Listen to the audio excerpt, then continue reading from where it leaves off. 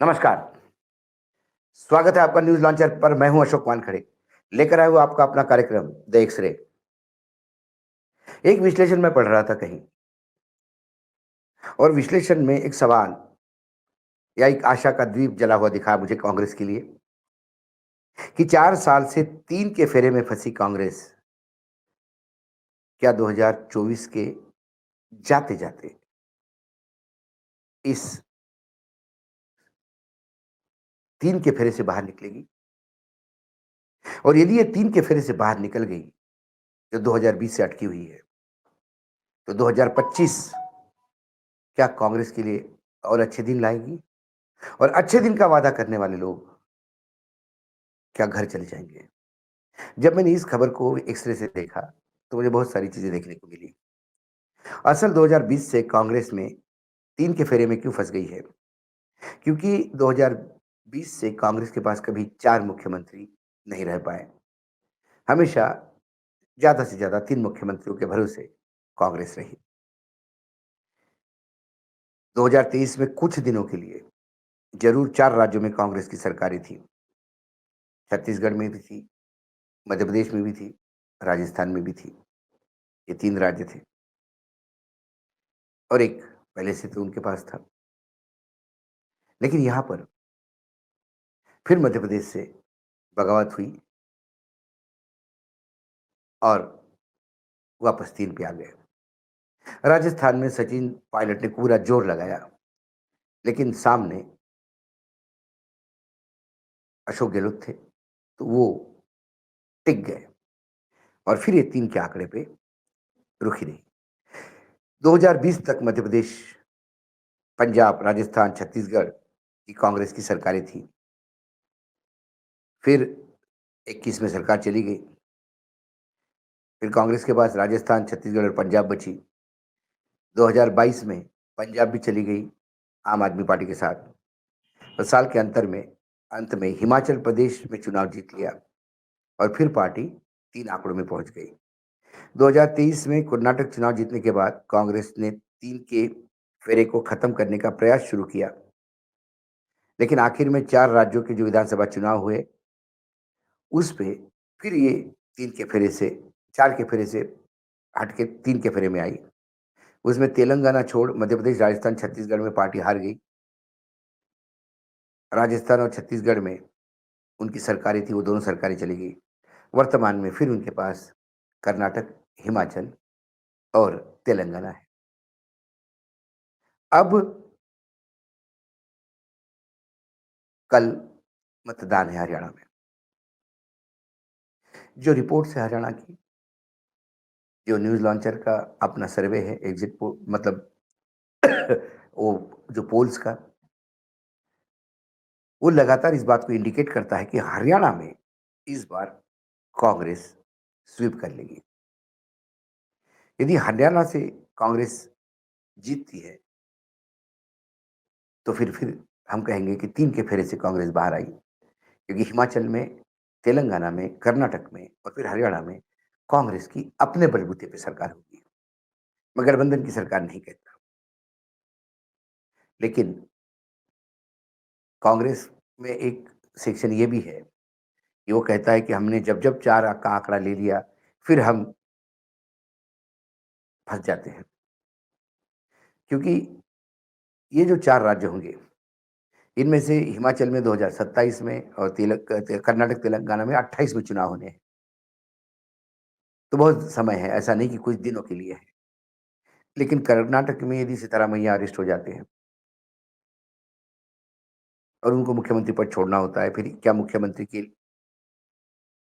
लिए कुछ आंतरिक संघर्ष होगा, और जब कांग्रेस का आंतरिक संघर्ष होता है, तो बीजेपी ताक लगा के बैठती है और तुरंत झपटा मारकर विधायक उठा ले जाती है, और फिर बैक टू स्क्वायर वन, यानी वही 3 राज्यों पे आएँगे। ये डर भी सता रहा है ज़रूर, क्योंकि ईडी की जो कार्रवाई हो रही है सितरामैया पे, खासकर उस प्लॉट वाली बात पे, वो सितरामैया को जेल ज़रूर कराने का प्रयास करेंगे। बीजेपी के पास 13 राज्यों में सरकार है। अभी उत्तर प्रदेश में है, गुजरात में है, राजस्थान में है, मध्य प्रदेश में है, छत्तीसगढ़ में है, उड़ीसा में है, हरियाणा में है, असम में है, त्रिपुरा, गोवा, अरुणाचल, उत्तराखंड, मणिपुर में अकेले बलबूते पे सरकार है। बिहार, महाराष्ट्र, आंध्र प्रदेश में गठबंधन की सरकारें हैं। पौंडीचेरी, नागालैंड, मिजोरम जैसे भी गठबंधन की ही सरकारें हैं, लेकिन छोटी सरकारें हैं। वही कांग्रेस के पाले में झारखंड, तमिलनाडु, ये गठबंधन की सरकारें हैं। महाराष्ट्र में उनकी सरकार थी, लेकिन फिर गठबंधन की थी, अब वो बीजेपी के गठबंधन में हो गया। अब राज्य में कांग्रेस को सत्ता क्यों चाहिए? उसका एक मेजर सवाल भी है। ये 3 के फेरे से कांग्रेस क्यों निकलना चाहती है बाहर? फेडरल स्ट्रक्चर जो है हमारे देश का, उसमें राज्य सत्ता पार्टियों के लिए महत्वपूर्ण होती है, क्योंकि वहीं से राज्यसभा में आप अपनी टैली बढ़ा सकते हैं। 12 सांसदों को छोड़ बाकी के सभी सांसद विधानसभा के जरिए चुने जाते हैं। ये 12 जो है वो राष्ट्रपति मनोनीत करते हैं, अलग-अलग फैकल्टी से गणमान्य नागरिकों को। ये बात अलग है कि पिछले कुछ सालों से जो लोग चुनाव हारते हैं, उन्हीं को इस लाइन में गणमान्य नागरिकों के बीच में कभी लेखक बना के, कभी किसी कोटे में, कभी किसी कोटे में खानापूर्ति की जाती है। अगर पार्टी की ज़्यादा राज्यों में सरकारें होगी, तो राज्यसभा पे नंबर पे असर पड़ता है। कांग्रेस के पास वर्तमान में 26 सांसद हैं। दूसरी वजह संवैधानिक मजबूरी है, मजबूती मिलना भी है। यदि कोई केंद्र सरकार कोई बड़ा संवैधानिक फेरबदल करना चाहती है, तो उसे राज्यों की अनुमति लेनी पड़ती है। राज्य के परमिशन से ही कोई पूर्ण तरीके से जो संशोधन होता है, वो लागू हो पाता है। अगर राज्यों में ज़्यादा विपक्षी पार्टियां होगी, तो संवैधानिक बदलने के लिए सरकार को हिचकना पड़ेगा।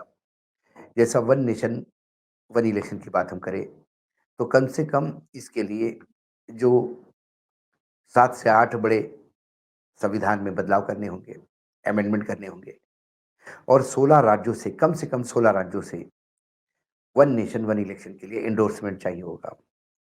यदि बीजेपी के पास 16 राज्य नहीं, तो ये एंडोर्समेंट नहीं होगा। और कांग्रेस के पास यदि 16 राज्य, यदि कांग्रेस के पास इतना नंबर आ गया कि वो बीजेपी को 16 क्रॉस करने नहीं दे रहा है, तो फिर केंद्र में कोई भी हो अपनी मनमानी नहीं कर सकता। ये संवैधानिक कई पेच है, इसलिए राज्यों में अपना फुटप्रिंट बढ़ाना चाहती है। ये तो संवैधानिक मामले हो गए। अब बात करते हैं सत्ता की। जब राष्ट्रीय दल जो होता है, या कांग्रेस हो या बीजेपी हो, इनके लिए सत्ता में रहना बहुत जरूरी है, क्योंकि आखिर में चुनाव के लिए, पार्टी चलाने के लिए पैसा लगता है। पैसा चंदे से कैसा आता है, ये इलेक्टोरल बॉन्ड ने पूरे देश के सामने नग्न कर दिया। यदि आपकी सत्ता हो, तो आपको चंदा मिलता है, क्योंकि चंदा देने वाला उन राज्यों में अपनी फसल काटता है। बहुत सारा नंबर 2 का पैसा भी होता है, जो बड़े-बड़े प्रोजेक्ट्स में रिश्वतें मिलती है, परसेंटेज कट से जो कटता है पैसा, वो पैसा भी कहीं न कहीं चुनाव के समय देता है। खासकर जब छत्तीसगढ़ में कांग्रेस की सरकार थी, तो कई राज्यों के चुनाव बघेल साहब के देख-रेख में होता था। तो बघेल साहब की देख-रेख में, मतलब बघेल साहब जो खुद का अपना छत्तीसगढ़ छोटा-सा राज्य है 90 सीट का, वहाँ अपनी सरकार नहीं बचा पाए। तो उत्तर प्रदेश जैसे राज्य में वो क्या करेंगे? लेकिन तब उनके पास छत्तीसगढ़ में सरकार थी। तो उत्तर प्रदेश में जो भी एटीएम का काम जो है, ये सरकारें करती है राजनीतिक दलों के लिए। इसलिए जब यदि इलेक्टोरल बॉन्ड का हमने ग्राफ देखा, तो जिनकी जहाँ सत्ता है, उनको वहाँ बहुत ज़्यादा पैसा मिला। टीएमसी को बंगाल से बहुत पैसा मिला। बीआरएस को जो इलेक्टोरल बॉन्ड में फंडिंग हुआ, वो तमाम बड़े काम जो करते थे लोग तेलंगाना में, उनसे मिला। तो कई राज्यों में सरकारें होना, ये उस राजनीतिक दलों के लिए भी महत्वपूर्ण होता है। चलो देखते हैं, क्योंकि खबर बहुत इंटरेस्टिंग थी, और खासकर कल हरियाणा के मतदान हो रहा है। तो इस मतदान के परिप्रेक्ष्य में क्या 2020 के 3 के फेरे में जो अटकी हुई है, ये साढ़े साती तो नहीं कह सकता, लेकिन ढैया ज़रूर कह सकता हूँ, डबल ढैया कह सकते हैं, जिसके फेरे में कांग्रेस अटकी थी। कांग्रेस मुझे उससे निकलती हुई नज़र आती है। और यदि उसके बाद महाराष्ट्र, झारखंड में भी और इन चारों राज्यों में कांग्रेस जीतती है। तो वर्तमान में कांग्रेस के पास 3 और यदि 4 राज्य टूट जाते हैं, तो 7 राज्य होंगे। कांग्रेस का खाता भले ही सीज़ हो, लेकिन यानी इनकम टैक्स ने सीज़ किया था, अभी वर्तमान में स्थिति पता नहीं। लेकिन वर्तमान में फिर 4-4 जगह पे एटीएम होंगे, तो एक मशीन पे लोड कम होगा। ये अंदर की बात है। एक्स-रे से वो भी दिखता है, क्योंकि एक्स-रे है ही ऐसा। आज इतना ही, कल फिर आता हूँ किसी विषय के साथ, तब तक के लिए नमस्कार, देखते रहिएगा न्यूज़ लॉन्चर।